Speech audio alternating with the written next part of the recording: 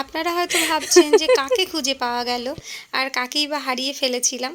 তো সেসব বলবো আপনাদের সঙ্গে। তো নমস্কার বন্ধুরা, আমি শর্মিষ্ঠা। আশা করছি আপনারা সকলেই ভালো আছেন। আমার দিন যাপনের আরও একটি নতুন ভ্লগে আপনাদের সবাইকে স্বাগত। তো এই যে ভিডিওটা দেখতে পাচ্ছেন, অনেকগুলো মুখ, হয়তো কাউকে কাউকে আপনারা চেনেন, কেউ আবার অপরিচিত, সবার সঙ্গে আলাপ করাবো।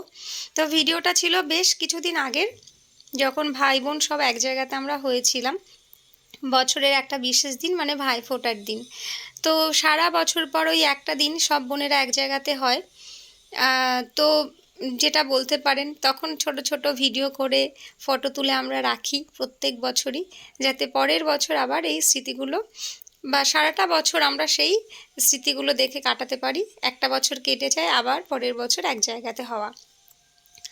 আর এক জায়গাতে হলেই যেটা হয়, বাপের বাড়িতে গেলে এই ভাইফোঁটার কাজকর্ম, খাওয়া দাওয়া সব সেরেই আগে আমরা বোনেরা বেরিয়ে পড়ি মাঠের দিকে। তো গ্রাম বাংলাতে বড় হয়েছি, গ্রামের মেয়ে আমরা। দিদি যেহেতু শহরের দিকে থাকে, এই মাঠঘাট তো সে সহজে পায় না।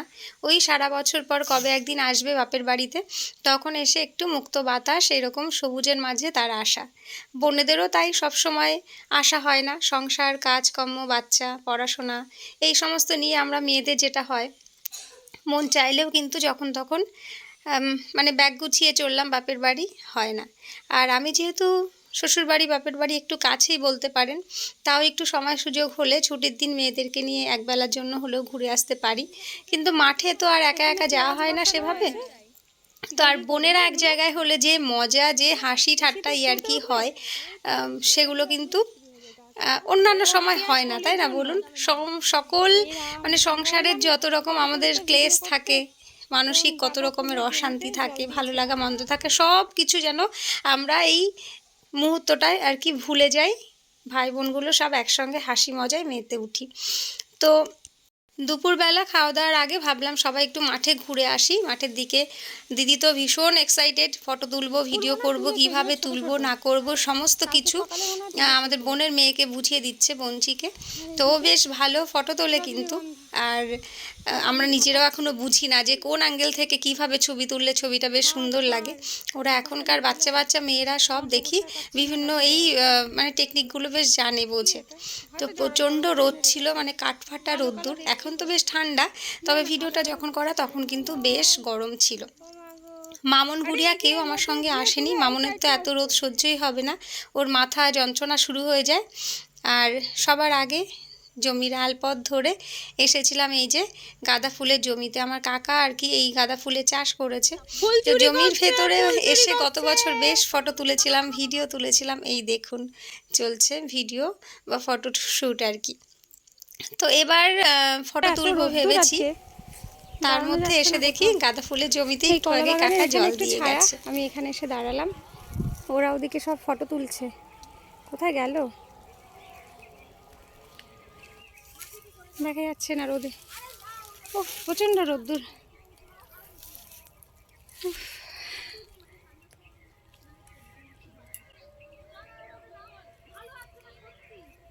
বর্তমান কলা মনে হয়, দাঁড়ান দেখাই।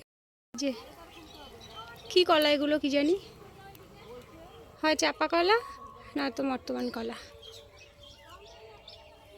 এক কাঁধি ধরে আছে। খুব ছোটোবেলায়, তখন হয়তো 5-6-এ পড়ি, একবার মাঠে এসে এরকম কলা গাছে কলা পেকেছিল, আর গাছে উঠে কলা পেরেছিলাম অনেকবারের চেষ্টায়, কারণ কলা গাছে তো ওঠা যায় না। যতবার ওঠার চেষ্টা করছি আর স্লিপ করে পড়ছি। ছোটোবেলায় বলেছিলাম যে আমি একটু দুষ্টু ছিলাম, গেছো স্বভাবে। তখন এই সমস্ত ছোটোবেলার কাহিনী আছে অনেক আমাদের ভাই বোনেদের। এই যে ওইদিকে দেখুন চেঁচামেচি শুরু হয়ে গেছে, ফটো সেশন চলছে ওদের। ওই যে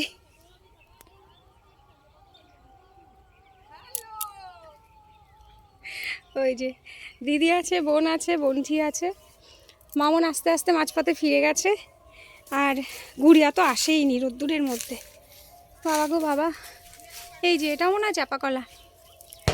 কলা বাগানে ঢুকে এখন সেলটা নিয়েছি, রোদে আর দাঁড়াতে পারছি না। কি দুষ্টু সব, বলছে আমাদের একজনকে পাওয়া যাচ্ছে না।